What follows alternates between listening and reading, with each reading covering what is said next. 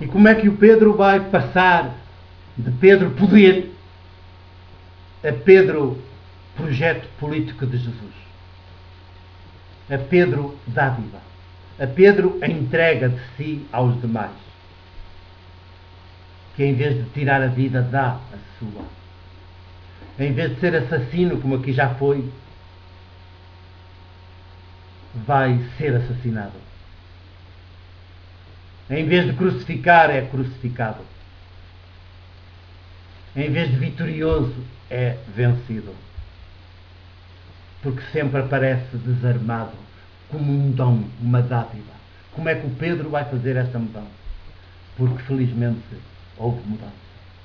Só que estes 20 séculos de cristianismo nunca pegaram no Pedro que mudou. Porque dá-se notícia da sua mudança e nunca mais se fala dele. Do que se falou foi do Pedro desviado. E os 20 séculos de cristianismo foi no Pedro desviado que pegaram. E passaram a reproduzir à letra isto, com ampliação.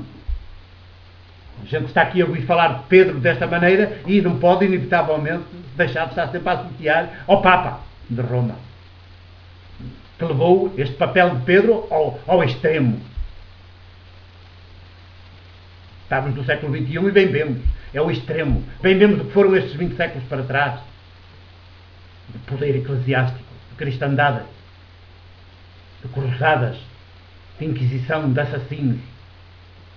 Assassínios permanentes, de mentira, de hipocrisia, de corrupção, de perversão, de idolatria, fariseísmo, a perversão das perversões. O próprio cristianismo como tal é a perversão das perversões, que só pode tornar perversos aqueles que se lhe entregam ingenuamente, que não veem que estão a pôr-se ao serviço de um ídolo.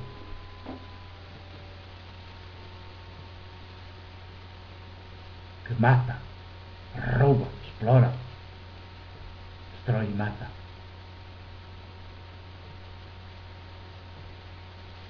Como é que o Pedro muda? Como é que vai iniciar a sua mudança? O Espírito Santo nunca desistiu. Se nem Pentecostes conseguiu atingir o Pedro, pelo contrário, ele continuou cada vez pior, porque interpretou a ressurreição de Jesus em chave de vitória sobre os inimigos. E, portanto, achou que ele é que tinha razão e não Jesus. Como é que o Pedro vai dar a volta de 360 graus? Primeiro com a viúva Tabitá,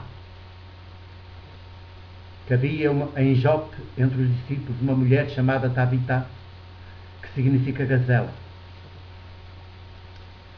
E Pedro foi chamado e teve pela primeira vez sentimentos humanos diante desta situação, não de poder. Começou a ficar um bocadinho humano.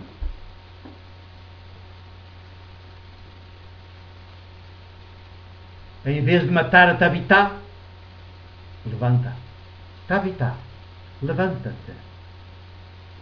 Ela abre os olhos e, ao ver Pedro, senta-se. Toma pela mão, Pedro tomou-a pela mão e ajudou a erguer-se e apresentou a vida. Já não foi, não fez o contrário do que fez à mulher do Ananias, à Safira. Está aqui um sinal, o primeiro sinal de uma grande mudança. O poder já está nele, já está a desaparecer. Está a subir, a crescer o humano. O que tem sentimento, o que tem coração, o que se comove, tem entranhas. É o primeiro momento. Segundo momento.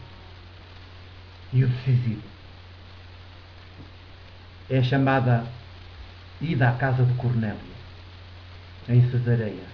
O Cornélio diz: havia em Cesareia um homem de nome Cornélio, centurião da corte itálica, portanto, romano. do inimigo. Um romano, centurião, num posto militar. Piedoso e temente a Deus, como toda a sua casa. Era um romano, mas que andava a aproximar-se do judaísmo, da fé judaica, que naquele caso até era idolatria, mas pronto, eles não sabiam isso.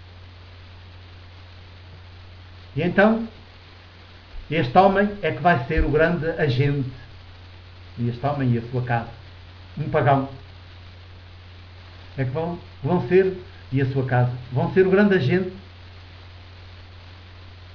os grandes agentes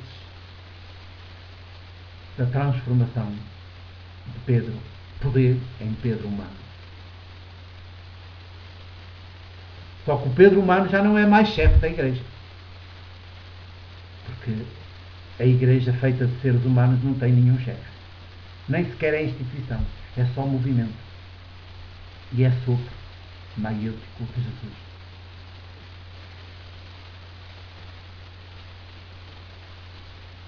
E então está aqui muito bem ensinado, muito bem contado. Vocês podem ver no capítulo 10. Vale a pena ler. É uma espécie de grande romance. Um bom conto, um belíssimo conto. Através do qual o Evangelho, o segundo volume do Evangelho de Lucas, nos conta, nos dá a boa notícia de como Pedro se transforma de poder em ser humano. Como se despoja do poder e se faz ser humano. Nasce de novo, nasce do alto, do sopro, do Espírito de Deus. Ainda fez resistência. É chamado a ir de lá. Ele era pagão, eles são pagãos e eu vou lá à casa de um pagão. Vou entrar em casa de um pagão. Não pode ser. Um judeu não entra em casa de um pagão. Cá estava ainda o judaísmo na cabeça dele. Depois de Jesus ter andado com Jesus, em que comia com os pecadores, com todos, e passava para a terra dos pagãos, levava os propósitos para o outro lado do mar. E não, ainda andava lá, tudo isto da cabeça dele. Era como se nunca tivesse conhecido Jesus. Este homem é uma coisa impressionante.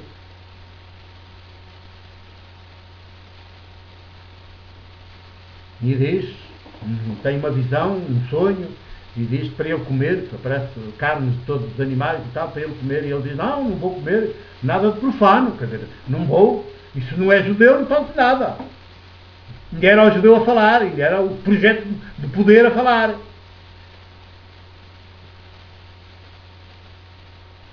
Resiste, mas há a insistência do Espírito Santo na consciência. É um conflito fortíssimo que Pedro deve ter vivido com ele. Finalmente Jesus vem ao de cima na sua consciência. Diz, já ando aqui a fazer o quê?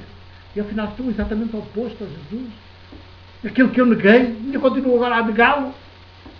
Continuo-me a afirmar eu, em vez de afirmar, de proclamar Jesus. Como é? O que é que eu estou a fazer? Que estúpido eu sou! Que louco! Eu estou mesmo demente. Quer dizer, estou tão fanatizado, estou mesmo possesso. Dá-se conta. E então, aceita, acaba por, depois da resistência toda, o Espírito Santo teve de vencer essa resistência e ele acaba por ir. E é esse ir à casa de um pagão que faz com que ele destrua o judaísmo. Porque o judaísmo proibia isso. Portanto, tornou-se um não cumpridor da lei, um desobediente à lei, um dissidente. E o dissidente nunca mais pode ser poder. O poder perde toda a confiança no dissidente.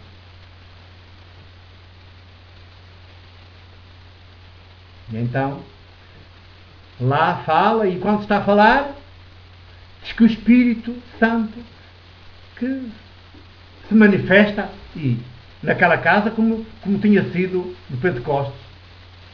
E ainda melhor, porque não foi com línguas de fogo, foi com línguas humanas. Tornou-se tudo tão humano, tão humano, tão humano, tão fraterno ali. Ai, que coisa bela. E era um pagão, judeus e pagãos tudo misturado, então como é? Todos os povos são um só povo. Cá estava o projeto de Jesus realizado, o projeto político de Jesus. Já prosseguirá para acabar.